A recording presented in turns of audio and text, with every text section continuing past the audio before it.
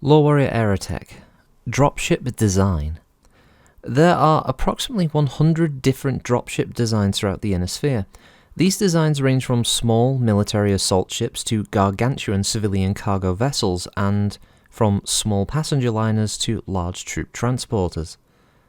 Although these designs vary, they can be grouped into two construction categories. The first, called aerodynes, consists of all dropships that use aerodynamic lift to maintain altitude. The second, called spheroids, consists of all dropships that maintain altitude by using vectored thrust. Aerodynes rely on aerodynamic design to maintain altitude in atmosphere. Winged, aircraft-like constructions, these ships are generally smaller and more maneuverable than the spheroids. Their specialized hull structures make them incredibly graceful while in atmosphere. However, this design limits their space and their transit capabilities, and most such vessels can rarely exceed 1g of acceleration for sustained periods of time. In combat, high-thrust maneuvering and atmospheric flight, the ship uses a separate maneuver drive system, and while these systems are usually not oriented for use at long range, they can provide acceleration of 3Gs or more for several hours. A disadvantage of the aerodynes is that most cannot land vertically. Instead, like conventional aircraft, they must land on a long, flat stretch of runway. Therefore, these vessels are much less versatile than spheroids. They cannot use their interplanetary transit drives to hover like spheroids, because if the drives are on the back of the vessel and pointed toward a planet surface, the superheated air that circulates near the drive exhaust would rise up to the body of the vessel, scorching the wings. This heat buildup can overload cooling systems in minutes. The problem becomes even more severe when the ship is on or near the ground. At this altitude, any use of the transit drive causes a large backblast of superhot plasma, which can damage the skin of the ship and destroy extended landing gear and other protruding objects not designed to take such punishment. Spheroid dropships are so named for their distinctly rounded hulls, though very few actually possess a true spherical shape. The simple hull design makes them relatively expensive to construct and much sturdier than the aircraft-like cousin. Thus, spheroids can be constructed in much larger sizes than aerodynes. The largest of these, the Behemoth, masses 100,000 tons, many times larger than the largest aerodyne. Spheroids maintain altitude by employing their fusion engine core drives against the gravitational pull of a planet. Unlike aerodynes, they can only have one drive system, usually referred to as the ship's interplanetary drive system, which is used for both space travel and atmospheric maneuvers. In either case, this drive is roughly equivalent to the aerodyne's maneuver drive.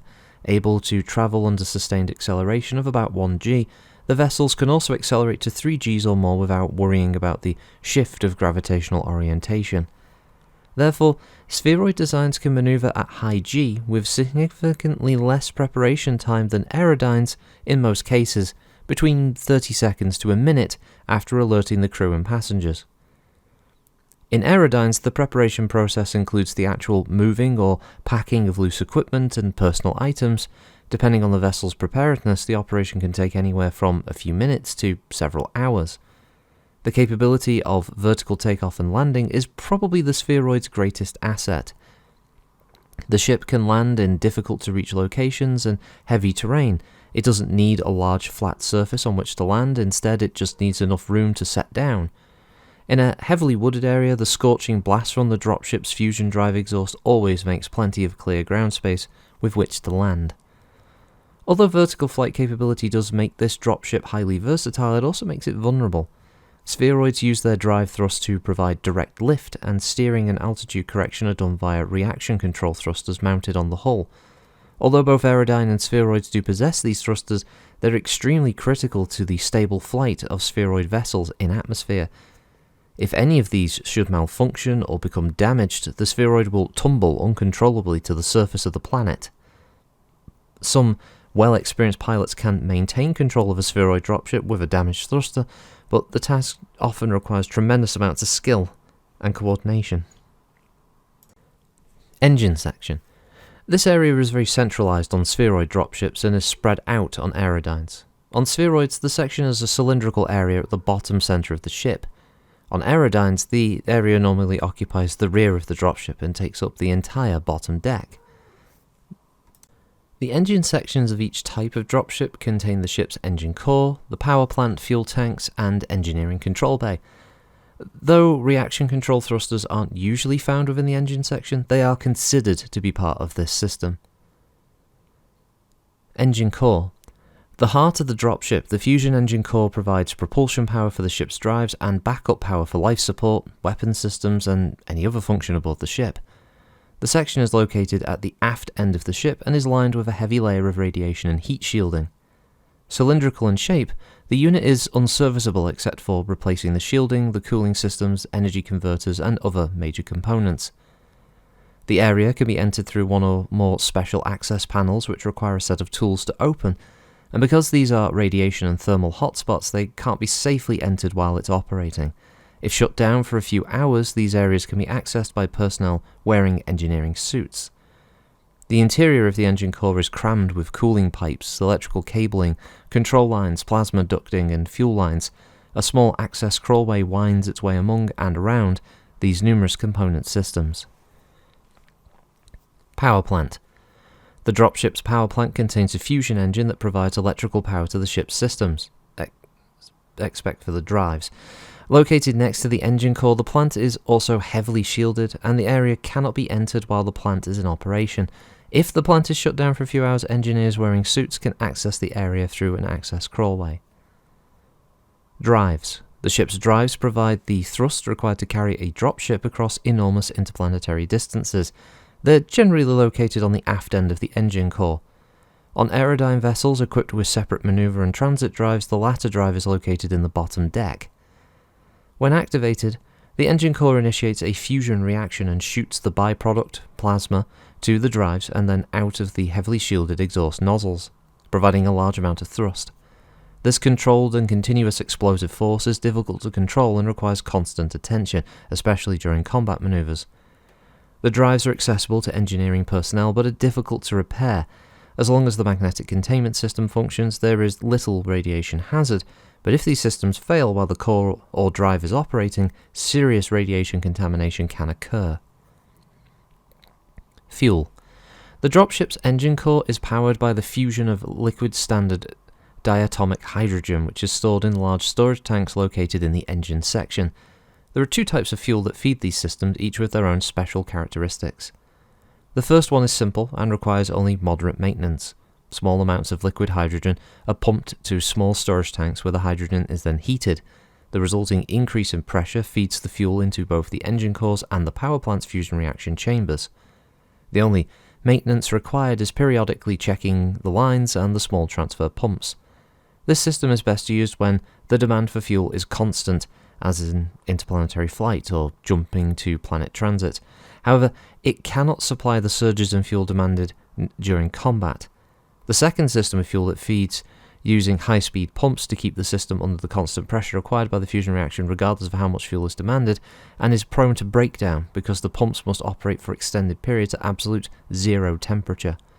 All combat dropships carry both of these systems, but not all civilian dropships carry the secondary pump system. Attitude control thrusters. These are grouped into clusters at various locations on the ship. Attitude control thrusters are used to change and control the ship's orientation and heading. In addition, they're also used while the ship is in atmosphere, either to augment existing control mechanisms or, as with most spheroid vessels, providing the sole means of maneuver control. There are a few different ways that thrust is generated in the systems. On very small ships, pressurized or liquefied gas can be used. However, because this doesn't provide much power, larger ships carry oxidizing agents that, when combined with hydrogen from the fuel system, will act as small rockets to move the ship. This type of system can be used on ships of any size just by making the rockets bigger. Some ships are equipped with miniature versions of the ship's main drives, but these are very powerful and extremely complex, bulky, and expensive. Engineering Control Center. This large bay, the control center for the dropship's drive systems, is present on all but a few dropships. From here, engineers control just about every engineering function of the ship, including its power routing systems, various decks, power plant operations, cooling systems, drives, and attitude control thrusters. If this room had access to navigational data, the ship can also be flown from here. The Engineering Control Centre, normally referred to as engineering, is kept under constant 24-hour watch. On most dropships this includes at least one engineer and a pair of secondary engineers. On larger dropships though, this can include as many as 3 engineers with a half dozen seconds. Access into engineering is usually under strict control, and only engineering personnel and senior officers have access. Cargo section. The dropship's cargo section is generally spread out through the interior of the hull. This is the largest section aboard most dropships, military or civilian, and takes up anywhere from 30 to 75% of the ship's mass. The composition and layout of the cargo section depends on the nature of the ship. Civilian ships generally have one or more large cargo bays and may or may not be equipped with a small craft or weapons bay. Military vessels always carry weapons bays and cargo bays and may also be equipped with mech, vehicle or fighter bays as well. All landing capable vessels are also equipped with heavily reinforced ramps for loading and unloading of cargo, ammunition and supplies. The cargo bay. This is used for storing supplies, its equipment and bulk goods. Numerous tie-down hooks are recessed at 3-meter intervals across the bay's floor, walls and ceiling. Aside from these small depressions, all surfaces inside the cargo bay are flat and smooth, allowing personnel to secure cargo with magnetic clamps, which then can be used in lieu of cable tie-downs. Cargo bays are often equipped with cranes mounted on tracks in the ceiling. Personnel can operate these either with a remote unit or from a small booth attached to the bay's ceiling or wall. To gain access to a cargo bay, personnel may use a cargo door in the hull or a large cargo elevator. On larger vessels, cargo doors are also equipped with airlocks. Mech bay. This cavernous section houses the mech storage cubicles, which are a large framework that encloses and holds the mech in place during transit. These may or may not be covered by a thin metal skin. Minor maintenance and ammunition loading might be performed on a mech while it's secured inside a cubicle. Mech bays usually contain large open areas where battle mechs can be repaired, and such areas are equipped with retractable repair platforms and cranes. Tie-down hooks are located on the floor, so a mech under repair can be tied down to prevent drifting during 0G, for instance. These bays are also equipped with numerous hookups, including fuel lines, air lines, power cables, all there to supply the mechs. The fuel lines normally tie directly into the dropship's liquid hydrogen supply, and the lines themselves are heavily reinforced hoses equipped with automatic cut-off valves to prevent accident. Equipped with the same safety features found on the fuel lines, airlines can be directly connected to the mech's liquid oxygen tanks, and the power cables also used to power the mech's systems while its fusion reactor is shut down. In addition, they provide boosting to power for startup of the mech's power plant before operations. Dropships are designed to carry battle mechs are normally equipped with drop packs and re-entry kits, allowing a mech to be dropped safely from high altitude or low planetary orbit. While the ship is on a planet, battle mechs enter and exit the mech bay via heavily reinforced ramps that lead down to the large mech-sized doors. On smaller vessels, these entry doors lead directly into the bay of the dropship. Loading and unloading ramps. Almost every dropship with cargo capacity has loading and unloading ramps and are heavily reinforced panels that are designed to handle the weight of even the heaviest mechs and vehicles. Although most ramps are extendable, some larger vessels have permanently fixed ramps that reach the cargo vehicle or battle mech bays. Weapons bay. All combat dropships and many civilian ones do carry weapons bays. Each bay contains a mount, many of which are retractable, equipped with a combination of laser, autocannon, missile and particle projection cannons. Each mount uses a radar-guided targeting system, a separate cooling system and ammunition feeds. Because the ammunition capacity of a weapon bay is quite limited, additional ammo is fed either by self-contained conveying systems or by the ship's crew. A central fire control system normally directs and controls the dropship's weaponry. However, weapons bays on many vessels, especially those designed for combat, are equipped with individual gunnery stations located inside the bay itself, which can be used to control its weaponry in an emergency. Within these tiny rooms, a single person operates the weapons firing controls and other handles ammunition feed systems and cooling system controls. Command section. The command section houses the crew and all of the electronic systems needed to operate the dropship. It's usually the smallest area on a vessel, as the crew and control systems require only a small amount of space. On vessels primarily designed to carry personnel like passenger liners and troop transports, this section houses them as well, although they're usually separated from the crew. The design of the command section varies from dropship to dropship, but the components remain the same. These include the KFFC boom, docking collar, avionics, bridge, and crew accommodations. The KFFC boom, also known as the Kearney-Fukuda Field Conducting Boom, is integral to the attachment of a dropship to the interstellar jumpship. After the dropship has docked, it extends this long antenna-like device into a receptacle near the docking collar of the jumpship. The purpose of the unit is to ensure that the dropship is contained in the Kearney-Fukuda field during hyperspace. Before a jumpship's hyperdrive is engaged, all docked dropships must be connected via this boom. If any is not properly attached, the jumpship cannot jump. Anyone less than an engineering genius cannot override this tamper-proof safety system. Docking collar. An extremely sturdy device found on all dropships, the docking collar allows a vessel to dock safely and securely with a jumpship and other dropships.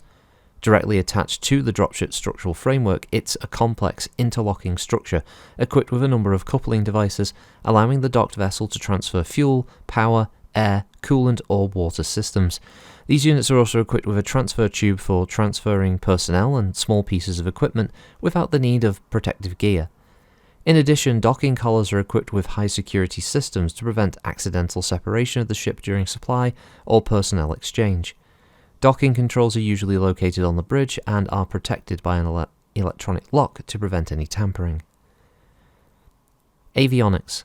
Powered by the power plant, the ship's avionics include all electrical systems necessary for the operation of the ship. This includes its long-range radar detection and tracking systems, onboard computer systems, and inertial guidance systems. Also, it houses many non-essential systems, including electronic countermeasure apparatus, weapons fire control computers, communications gear, and the ship's identification transponder.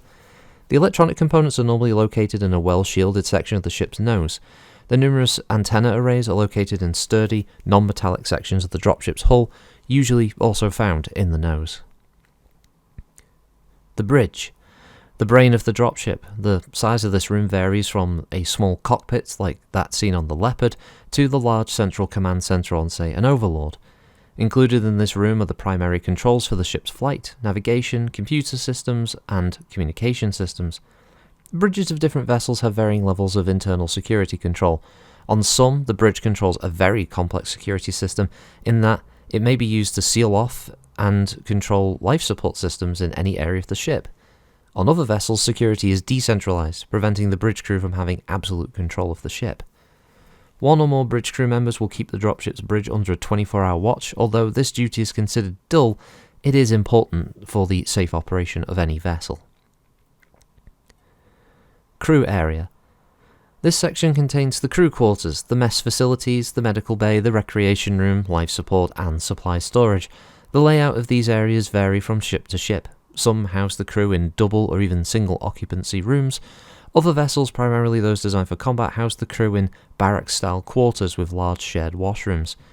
The crew area is usually equipped with a number of escape pods or lifeboat stations, and each one can allow 4 to 6 persons to escape the ship in an emergency. I know that one was a bit long, possibly a bit dry, but this is also from the book Dropships and Jumpships, and I wanted to include some of this stuff because it's an interesting write-up, and it's got a few cross-section things about the different types of dropships there, and some artwork that I don't think gets regularly shown or reused. It's also a nice little in-universe exploration of these vessels, which, again, a lot of people know dropships, and they know generally that they're just the thing that brings the mech, but there's a whole raft of elements of Battletech that are kind of important and wouldn't really function without these ships, so I appreciate the fact that this book went into the detail. It might not be scientifically accurate now, or never was to begin with, but it's a nice little addition to the universe and explaining how all of these things work. There is a section for jumpships as well, laid out in the same way, so if you want to hear about how they're all designed and put together with some of those elements about cross-section artwork and stuff, let me know. And yeah, I'll definitely read through those. I mean, this was just a dry read-through. I haven't read this stuff for years at this point. And this is also a book that will go into some fairly intricate detail about things like dropship operations, space operation, say deep space transit, including a formula to determine transit time, for instance, which is way beyond my understanding of mathematics. Determining fuel consumption, pilot aerospace modifiers. I mean, some of it is rule-based, some of it is in-universe sort of references. It's an interesting section of the book, but I'll pass through the bits that are a bit more interesting as far as in-universe, rather than just like 2d6 does this, skill rolls and all the rest of it. And I'll try and put something together from that, if people want to hear the jump ship stuff and any of the other items afterwards. There's whole breakdowns and stuff like, there's also modifiers for ships entering atmosphere, re-entering, exiting, all that, recovery damage tables, routine operations, for instance, the kind of duties that crew are expected to do aboard ships, operations, hyperspace transits, distance calculations, a write-up on jump points, including a piece of artwork to show you how that all works.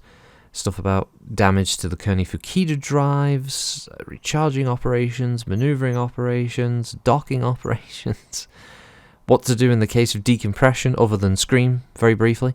There's the whole thing. There's even purchasing a vessel and the average costs, availability of ships in different sections of space, obviously based on 3025 write-up, but again gives you an idea. Stuff for personnel and skills. I mean, the book goes on and on. It gets really deep into some of this stuff, with little bits of art here and there. Nothing fantastic, and not anything you're going to be like, oh wow, that's cool.